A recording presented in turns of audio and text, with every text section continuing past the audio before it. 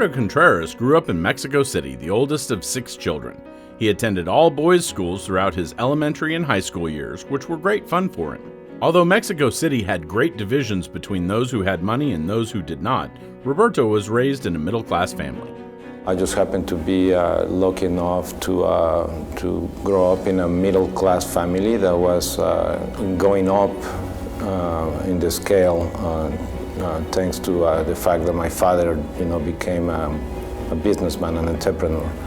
He went from being a professionist to being an entrepreneur, so I witnessed that. Roberto remembers hearing his father talk about business at home and took those lessons to heart to become a success in his own right. When we sat down at the table, he always talked about, starting a business. He always talked about being an entrepreneur, about how, having a business, you create jobs for other people, about how you don't have a boss. So no doubt my dad was the biggest influence in my professional side of my life. Roberto married young, and in 1984, at age 20, Roberto and his wife immigrated to Houston at the encouragement of his parents who had come earlier.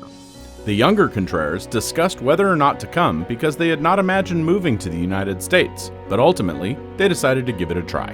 My parents moved to the U.S. Just before we did, and they were the ones that were like, you guys gotta come, and eventually, my wife and I talked, and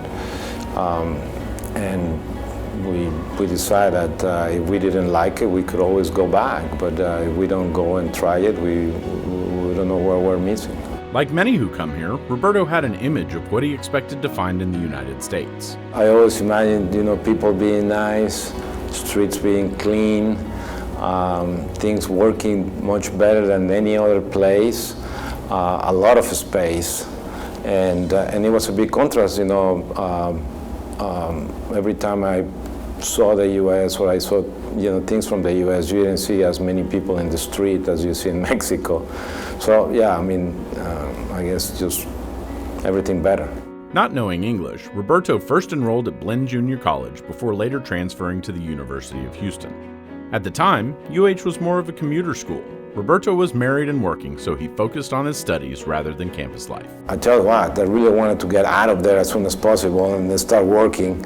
So I think that the biggest, influence on me starting a business so fast were, one, the way I grew up, and two, the fact that anything is possible in the U.S. And so I just believe. I just believe that if I work hard, I was going to make it. Roberto learned several keys to success along the way. He was forced to become a salesman, although he never envisioned himself in that role, because without sales, you have no business. Other factors included building an effective organization. The most important thing in business is to really create a team that pushes in the same direction. And that is tricky, but the most important thing about that is really the trust.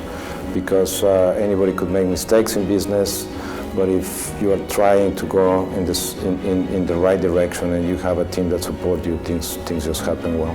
When thinking of immigrants coming to the United States today, Roberto suggests that they follow the same principles that helped him succeed.